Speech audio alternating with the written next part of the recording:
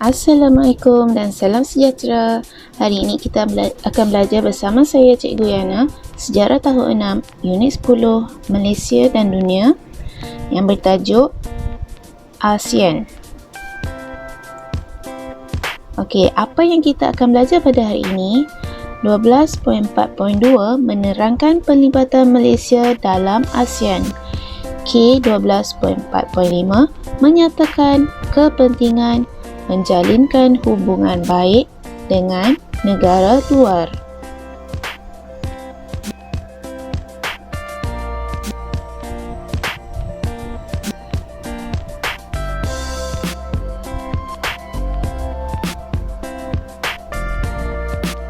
Okey, objektif kita pada hari ini, pada akhir pengajaran dan pembelajaran, murid dapat yang pertama, menerangkan penlibatan Malaysia dalam ASEAN. Yang kedua, menyatakan kepentingan menjalinkan hubungan baik dengan negara luar.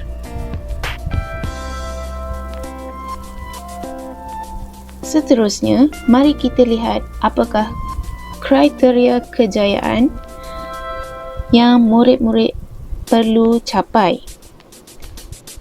Okey, pada akhir pengajaran dan pembelajaran, murid dapat, yang pertama, murid dapat menerangkan beberapa daripada 4 pelibatan Malaysia dalam ASEAN.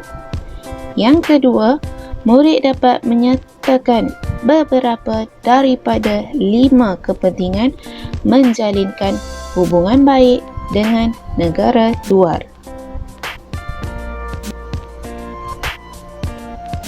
Baiklah, sekarang mari kita lihat apakah warna logo ASEAN. Okey, yang pertama kita lihat di logo ASEAN yang dipaparkan. Okey, warna biru menunjukkan keamanan dan kestabilan. Warna merah di logo tersebut menunjukkan semangat dan dinamisme. Manakala warna kuning menunjukkan kemakmuran. Kemudian 10 tangkai padi yang berwarna kuning tersebut menunjukkan cita-cita pelapor pembentuk ASEAN, iaitu untuk bersatu dan bersahabat. Manakala bulatan pula menunjukkan kesatuan ASEAN dan warna putih menunjukkan kesucian. Apakah itu ASEAN? Okey, ASEAN dikenali sebagai Persatuan Negara-Negara Asia. Ia merupakan sebuah persatuan yang dianggotai oleh negara-negara Asia Tenggara. ASEAN telah ditubuhkan pada tahun 1967 yang bertarikh 8 Ogos. Okey, pada peringkat awal penubuhannya, ASEAN dianggotai oleh 5 buah negara iaitu Malaysia, Indonesia, Thailand, Filipina dan Singapura. Kemudian, anggota baru ASEAN pula terdiri daripada Brunei pada tahun 1984, Vietnam 1995, Laos dan Myanmar 1997 serta Kemboja pada tahun 1999. Okey, di sini kamu dapat lihat negara anggota ASEAN yang terdiri pada Malaysia, Indonesia, Brunei, Singapura, Thailand, Kemboja, Vietnam, Filipina, Myanmar dan Laos. Okey. ASA iaitu Association of Southeast Asia dikenali sebagai Persatuan Negara-Negara Asia Tenggara yang ditubuhkan pada 31 Julai 1961, melibatkan Persekutuan Tanah Melayu iaitu Malaysia, Thailand dan Filipina. Okey, antara tujuan ASA adalah untuk membentuk kerjasama bagi membendung pengaruh gerakan komunis. Okey, sekarang kita lihat apakah matlamat pertubuhan ASEAN. Okey, yang pertama ialah untuk menggalakkan keamanan dan kestabilan politik. Yang kedua, memberikan bantuan latihan dan penyelidikan. Yang ketiga, menggalakkan pertumbuhan ekonomi. Dan yang keempat, menjalinkan hubungan sosial dan pembangunan kebudayaan.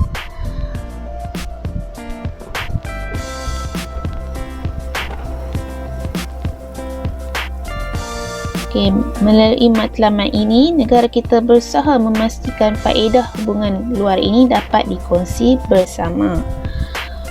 Okey. Kita lihat semula matlamat Pertubuhan ASEAN yang pertama, menggalakkan keamanan dan kestabilan politik.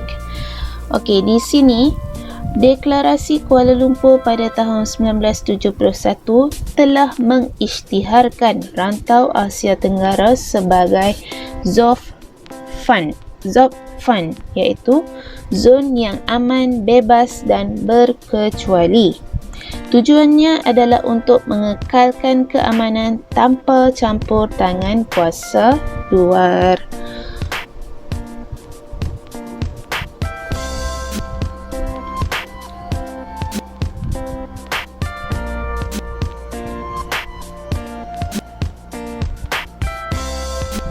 Okey, seterusnya kita lihat pula kepada matlamat penubuhan ASEAN yang kedua tadi, memberikan bantuan latihan dan penyelidikan. Jika kamu boleh lihat di gambar tersebut, ia merupakan bangunan yang terdapat di Pulau Pinang. Okey, bangunan RESSAM merupakan kerjasama dalam bidang pendidikan yang memberikan tumpuan dalam bidang pendidikan. Tujuan pembinaan RESSAM ini iaitu Pusat Serantau Sains dan Matematik adalah untuk meningkatkan lagi kualiti sains dan matematik dalam negara ASEAN. Okey, jadi bangunan ini kamu dapat lihat Pulau Pinang. Okey, seterusnya matlamat yang ketiga tadi, menggalakkan pertumbuhan ekonomi. Pada tahun 1993, ASEAN mengumumkan kerjasama ekonomi menerusi The Indonesia-Malaysia Thailand Growth Triangle (IMTGT) yang dicetuskan oleh Tun Dr. Mahathir. Okey, IMTGT ini disokong secara rasmi oleh Perdana Menteri Malaysia kita pada ketika itu iaitu Tun Dr. Mahathir, Perdana Menteri Indonesia Presiden Suharto dan Perdana Menteri Thailand Chuan Lik Pai pada tahun 1993.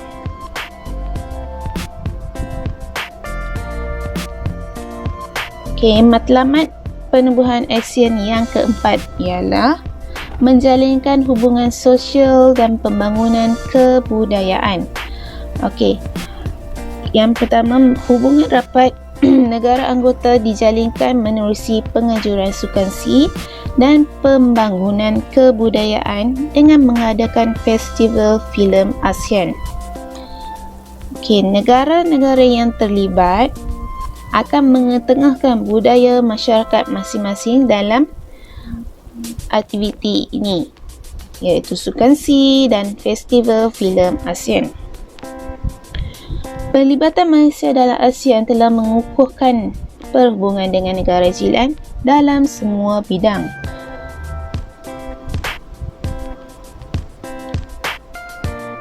Okey, kepentingan menjalinkan hubungan baik dengan negara luar ini, yang pertama, menggalakkan kerjasama serantau dan antarabangsa. Yang kedua, meningkatkan imej negara kita. Yang ketiga, menggalakkan kemajuan ekonomi negara. Yang keempat, menggalakkan pelaburan asing. Dan yang kelima, mewujudkan keamanan serantau dan antarabangsa.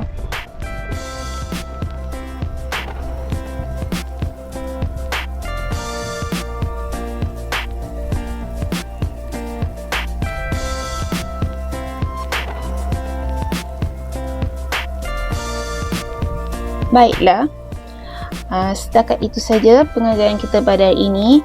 Terima kasih. Okey, Sebagai rumusan, pelibatan Malaysia dalam ASEAN yang berperanan ke arah mencapai matlamat penubuhannya, negara kita berusaha memastikan faedah daripada hubungan luar ini dapat dikongsi bersama. Pelibatan Malaysia amat dihargai oleh negara yang menganggotai ASEAN. Pelibatan Malaysia juga telah mengukuhkan hubungan dengan negara jiran dalam semua bidang. Pada masa yang sama, kita harus bersyukur dengan keamanan yang dinikmati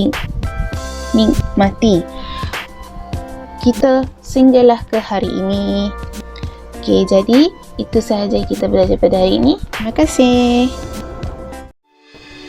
Assalamualaikum dan salam sejahtera kepada semua.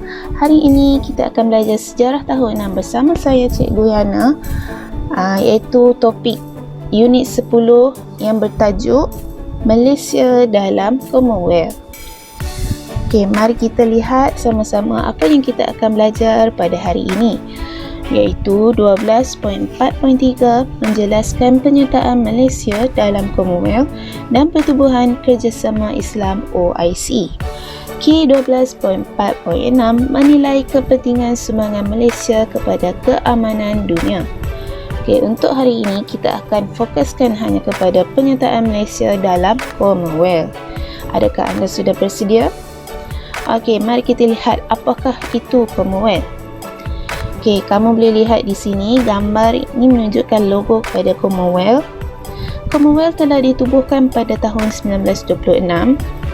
Okey, anggota kepada Commonwealth ini terdiri pada negara-negara bekas tanah jajahan British yang telah merdeka. Sebagai contoh, negara Malaysia, India, Brunei, Australia, New Zealand dan Kanada. Seterusnya, pada tahun 1965, Sekretariat Commonwealth telah ditubuhkan di London. Okey, seterusnya, mari kita lihat apakah matlamat pertubuhan Commonwealth ini. Yang pertama, ialah untuk membina semangat setia kawan antara negara-negara anggota Commonwealth. Yang kedua, mewujudkan kerjasama dalam pelbagai bidang, seperti dalam bidang ekonomi, politik, sosial, pendidikan dan lain-lain.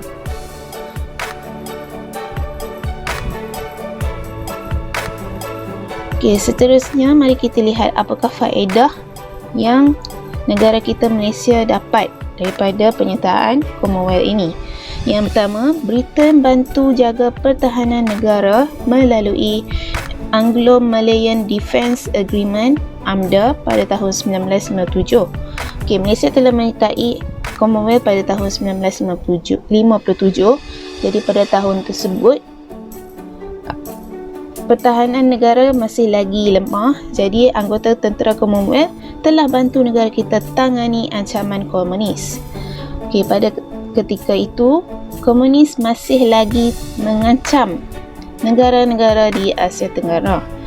Jadi dengan penyertaan Malaysia dalam Commonwealth ini, pihak Britain telah bantu menjaga pertahanan negara kita dengan lebih baik. Okey, kita tengok sumbangan Malaysia dalam pertubuhan Commonwealth. Okey, sumbangan yang pertama adalah mengenai apartheid. Apakah itu apartheid? Apartheid ialah diskriminasi antara kaum kulit putih dengan kaum bukan kulit putih.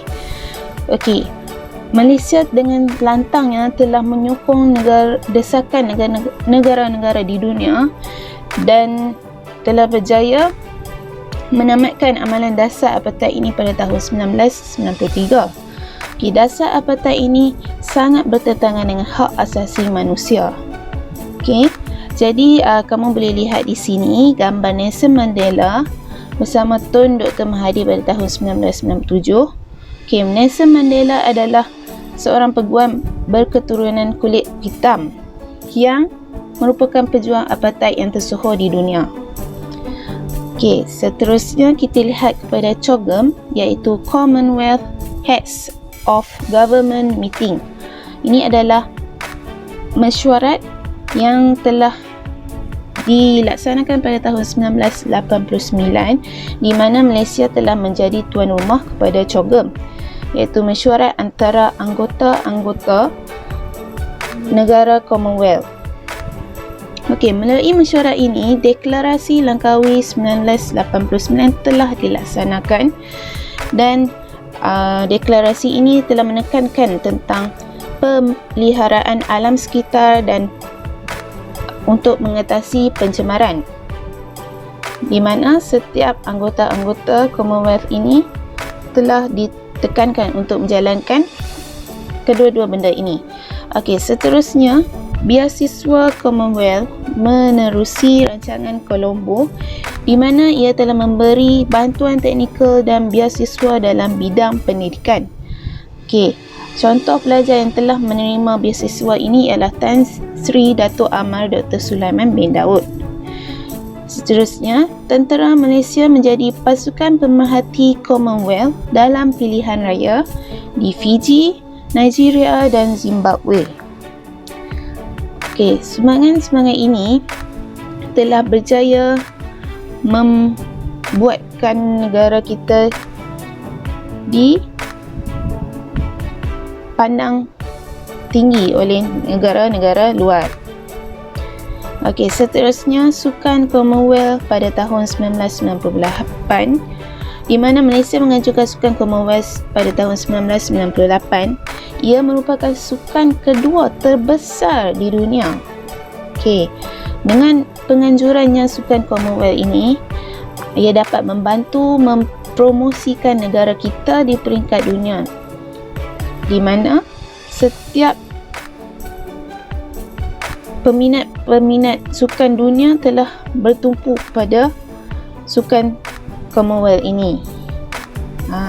Sukan ini telah dianjurkan dengan gilang gemilang, di mana seluruh dunia telah menyertai Sukan Commonwealth ini. Okey, jadi latihan yang kamu perlu buat pada hari ini, kamu perlu lihat pada muka surat 69 dalam buku aktiviti kamu. Kamu lengkapkan latihan tersebut dan nanti kamu boleh hantar kepada cikgu latihan kamu. Okey, jika kamu tidak ada buku aktiviti, boleh salin soalan yang cikgu sediakan dan berikan kepada cikgu. Okey, itu saja yang kita belajar pada hari ini. Kita akan sambung semula pada minggu seterusnya dengan tajuk OIC. Okey, sekian, terima kasih. Assalamualaikum dan salam sejahtera. Hai, Assalamualaikum dan selamat sejahtera semua. Hari ini kita akan belajar sejarah tahun 6 bersama saya, Cikgu Yana, yang bertajuk Sahabat Bekerjasama Pertubuhan Kerjasama Islam OIC. Okey, sebelum kita bermula, kamu boleh rujuk dan buka buku teks sejarah tahun 6 kamu, muka surat 222 dan 223. Adakah anda sudah bersedia? Okey, selamat kembali ber-PDPR anak-anak yang dikasihi sekalian. Objektif kita pada hari ini, murid dapat menyebut pengertian OIC. Yang kedua, murid dapat senaraikan sekurang-kurangnya 6 negara anggota OIC. Yang ketiga, murid dapat menyatakan sumbangan Malaysia dalam OIC. Ketiga-tiga ini adalah objektif pembelajaran kita pada hari ini. Jadi, anak-anak sekalian perlulah beri perhatian sepenuhnya dalam pembelajaran kita pada hari ini. Boleh?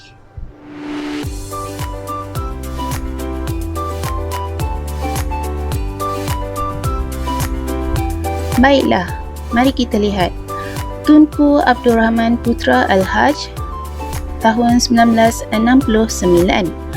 Pada tahun 1969, Tunku Abdul Rahman Putra Al-Haj telah mencetuskan idea penubuhan OIC ini. Cadangan ini disokong oleh beberapa buah negara Islam seperti Mesir dan Arab Saudi.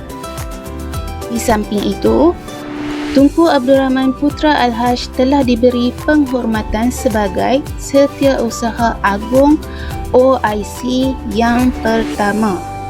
Jadi di sini kamu boleh lihat OIC ini telah ditubuhkan atau dicetuskan oleh Tunku Abdul Rahman pada tahun 1969.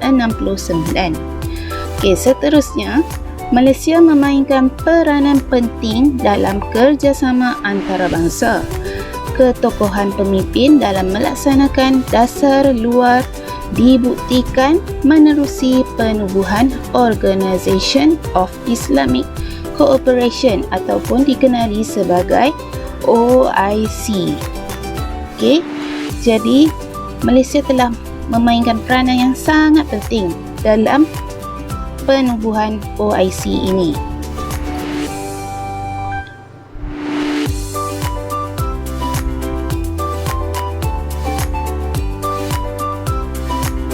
Sekarang mari kita lihat apakah itu OIC. Pada awal penubuhan OIC dikenali sebagai Organisation of the Islamic Conference. Kemudian pada tahun 2011, nama OIC telah ditukarkan kepada Organisation of Islamic Cooperation ataupun Pertubuhan Kerjasama Islam. Sebelum ini dikenali sebagai Organisation of the Islamic Conference. Kemudian pada tahun 2011 ditukarkan kepada Organisation of Islamic Cooperation ataupun Pertubuhan Kerjasama Islam. Baiklah, ini adalah logo OIC yang terkini, iaitu sejak tahun 2011. Kemudian kamu boleh lihat di sebelah kanan kamu, yang gambar kecil itu adalah logo lama pada awal penubuhan OIC.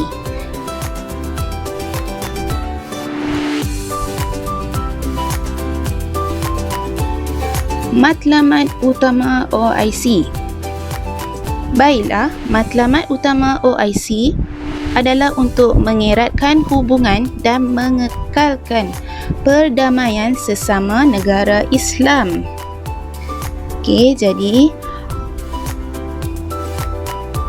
matlamat utama penubuhan OIC ini adalah untuk mengekalkan hubungan dan mengeratkan hubungan perdamaian antara sesama negara Islam di dunia ini.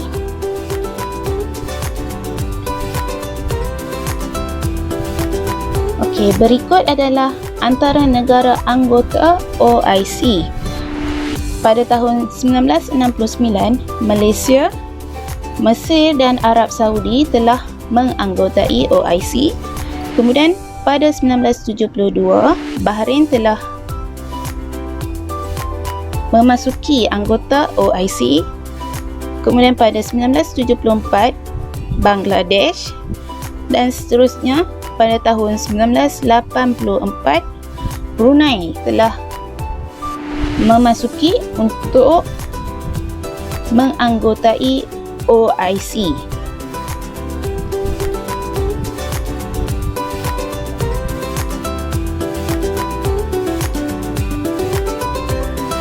Sekarang mari kita lihat apakah peranan dan sumbangan Malaysia dalam OIC. Yang pertama, Malaysia menjadi tuan rumah persidangan OIC pada tahun 1974 dan pada tahun 2003.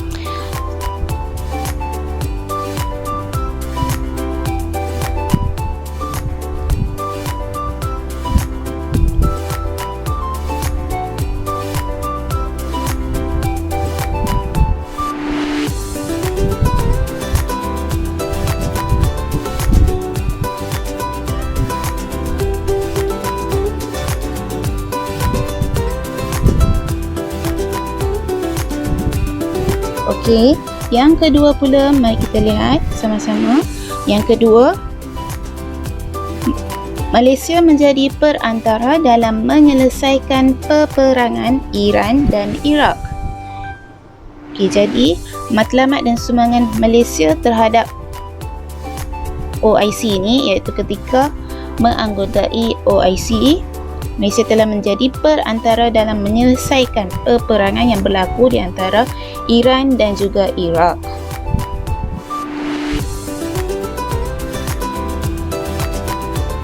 Di sini kamu dapat lihat betapa pentingnya peranan Malaysia dalam OIC ini. Okey, yang ketiga pula, Malaysia telah membantu menangani konflik Bosnia Herzegovina. Okey. Yang keempat, memajukan pendidikan masyarakat Islam antarabangsa dengan menubuhkan Universiti Islam Antarabangsa Malaysia ataupun dikenali sebagai UIAM. Okey, jadi bila kamu dapat lihat, UIAM ini telah ditubuhkan untuk memberikan tempat, menawarkan tempat kepada negara-negara luar untuk belajar di Malaysia.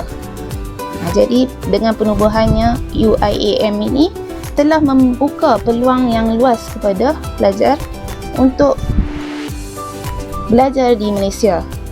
Okey, kemudian ini adalah latihan yang perlu kamu buat dan jawab di dalam buku tulis sejarah kamu. Okey, yang pertama, soalan yang pertama, apakah maksud OIC? Yang kedua, senaraikan 6 buah negara anggota OIC. Dan soalan yang ketiga, apakah sumbangan ataupun peranan Malaysia dalam OIC? Okay, jadi ketiga-tiga soalan ini kamu boleh salin dan tulis di dalam buku latihan sejarah kamu. Kamu boleh juga rujuk balik kepada nota sebelum ini. Okey, baiklah, itu saja yang kita belajar pada hari ini.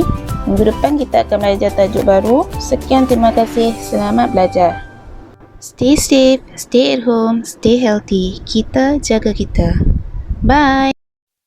Assalamualaikum dan salam sejahtera semua. Hari ini kita akan belajar sejarah tahun 6, tajuk 12, pencapaian dan kebanggaan negara, subtopik pendukung kesejahteraan dunia, halaman 224 sehingga 229 bersama saya, Cikgu Yana. Objektif pembelajaran kita pada hari ini, pertama, murid dapat menyatakan pertubuhan serantau dan antarabangsa yang dianggotai oleh Malaysia. Yang kedua, murid dapat menerangkan sumbangan Malaysia dalam pertubuhan bangsa-bangsa bersatu ataupun dikenali sebagai PBB.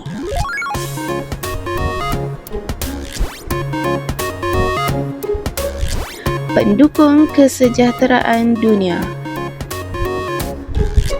Mari kita lihat apakah maksud PBB. PBB bermaksud Pertubuhan Bangsa-Bangsa Bersatu. Ia merupakan sebuah organisasi antarabangsa yang ditubuhkan untuk mendorong kerjasama antarabangsa dan perdamaian dunia.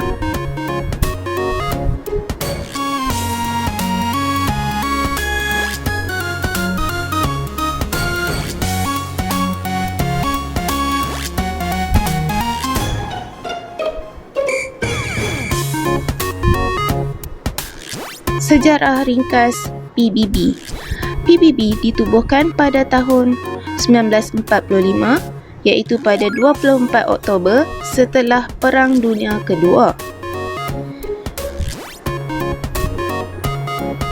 Jadi kamu boleh tahu di sini bahawa PBB telah ditubuhkan pada 24 Oktober 1945. PBB telah ditubuhkan semata-mata untuk menggantikan Liga Bangsa-Bangsa yang telah dibubarkan setelah gagal menghalang Perang Dunia Kedua. Sebelum ini dikenali sebagai Liga Bangsa-Bangsa yang telah dibubarkan sebab Liga Bangsa-Bangsa ini gagal menghalang Perang Dunia Kedua daripada meletus. Jadi, PBB telah ditubuhkan.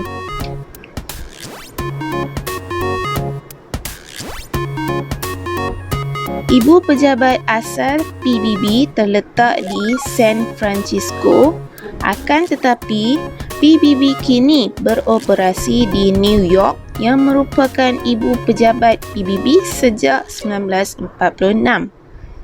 Sekarang ibu pejabat PBB terletak di New York, Amerika Syarikat sejak 1946. Sebelum ini di San Francisco.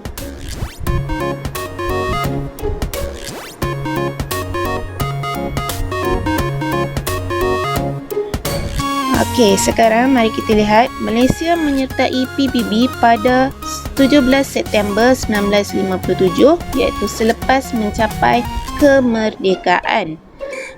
Ini adalah tahun yang sama di mana kita telah menyertai Commonwealth.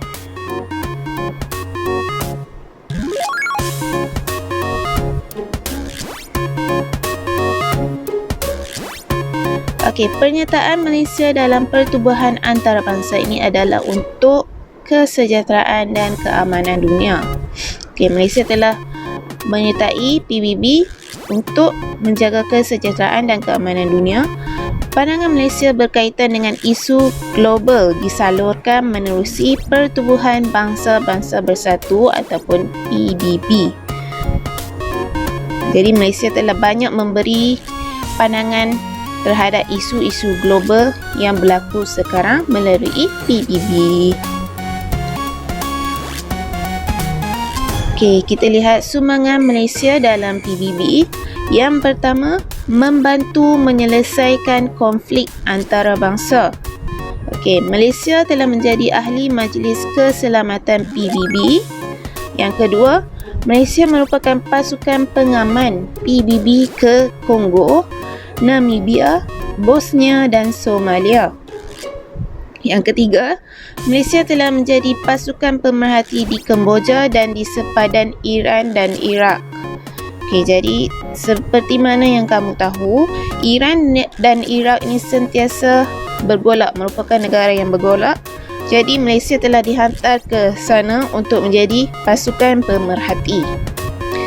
Okey, sumbangan Malaysia dalam PBB yang kedua ialah untuk mendesak usaha memerangi gejala penyalahgunaan dadah. Okey, usul daripada Malaysia telah mendorong penganjuran persidangan antarabangsa dadah di Vienna, Austria pada Jun 1987. Okey, pada ketika itu, Perdana Menteri kita Tun Mahathir Mohamad telah diberi penghormatan sebagai Yang di-Pertua persidangan tersebut.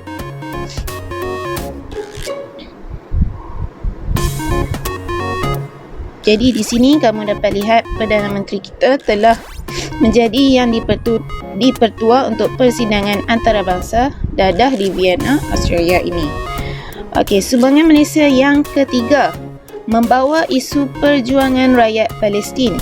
Okey, seperti mana yang kamu tahu, negara Palestin merupakan tempat yang selalu berperang, bergolak. Jadi Malaysia telah berjaya menganjurkan persidangan antarabangsa tentang Palestin ini di Kuala Lumpur. Jadi Malaysia telah banyak membuat persidangan untuk memberi idea bagaimana untuk membantu Palestin. Yang ketiga, Malaysia menyarankan usaha meningkatkan mutu pendidikan. Malaysia memperjuangkan prinsip pendidikan untuk semua menerusi United Nations Educational, Scientific and Cultural Organisation ataupun dikenali sebagai UNESCO. Kemudian Malaysia telah dipilih menganggotai Lembaga Eksekutif UNESCO pada tahun 2007. Okey, pendidikan untuk semua ini telah ditekan sangat oleh Malaysia supaya semua orang dapat pendidikan untuk belajar dengan lebih baik. Okey, sekarang mari kita lihat siapakah negarawan Malaysia di PBB. Okey, yang pertama ialah Tan Sri Datuk Razali bin Ismail. Beliau merupakan utusan khas PBB bagi membantu krisis di Myanmar. Okey, selepas ini kita akan lihat dengan lebih lanjut, kita akan kenali dengan lebih lanjut mengenai Tan Sri Datuk Razali bin Ismail. Mari kita kenali dengan lebih lanjut siapakah Tan Sri Datuk Razali bin Ismail. Beliau dilahirkan pada 14 April 1939 di Alor, Kedah. Pada 1989 sehinggalah 1990, beliau merupakan pengerusi Majlis Keselamatan PBB dan pada 1996 sehingga 1997, beliau merupakan pengerusi Perhimpunan Agung PBB sesi ke-51. Tugas utama beliau ialah sebagai utusan khas PBB bagi membantu krisis di Myanmar. Okey, sekarang mari kita lihat siapakah negarawan Malaysia kita yang kedua di PBB. Okey, negarawan Malaysia kita yang kedua ialah Profesor Datuk Dr. Mazlan binti Mohamad. Tugas beliau adalah untuk memaklumkan aktiviti angkasa lepas kepada anggota PBB. Okey, kita lihat dengan lebih lanjut mengenai Profesor Datuk Dr. Mazlan binti Osman. Okey, beliau telah dilahirkan pada 11 Disember 1951 di Seremban, Negeri Sembilan. Pada 1999 sehingga 2002, beliau merupakan pengarah hal ehwal angkasa lepas PBB. Pada 2007, beliau merupakan pengarah hal ehwal angkasa lepas PBB dan tugas utama beliau seperti mana yang dimaklumkan tadi ialah untuk memaklumkan aktiviti angkasa lepas kepada anggota PBB. Maksudnya, jika kita mahu mengadakan aktiviti angkasa lepas, Malaysia ingin mengadakan aktiviti angkasa lepas, beliau akan memaklumkan kepada anggota PBB. Baiklah, sekarang mari kita lihat mengenai warisan negara dihargai dunia. Keindahan dan keunikan alam sekitar di negara kita mempunyai nilai sejarah yang tinggi. Warisan ini telah diiktiraf oleh UNESCO sebagai warisan bersejarah dunia. Malaysia berjaya mengangkat keunikan warisan negara ke peringkat antarabangsa. Okey, jadi warisan bersejarah dunia bagi kategori alam semula jadi pada tahun 2000, Gua Mulu Sarawak dan Taman Negara Kinabalu Sabah telah diiktiraf oleh UNESCO sebagai tapak warisan bersejarah dunia.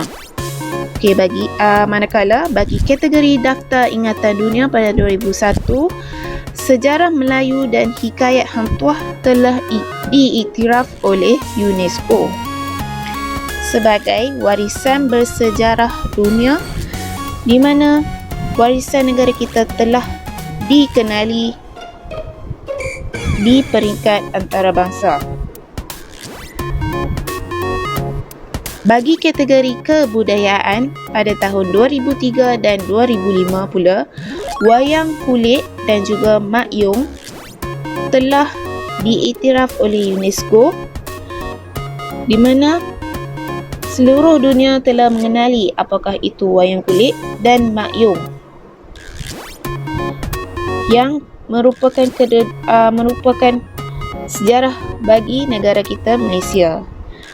Manakala bagi kategori tapak bersejarah pada tahun 2008 dan 2012, Melaka Bandaraya Bersejarah, Georgetown, Pulau Pinang dan Lembah Legong, Perak telah diiktiraf oleh UNESCO sebagai tapak bersejarah dunia.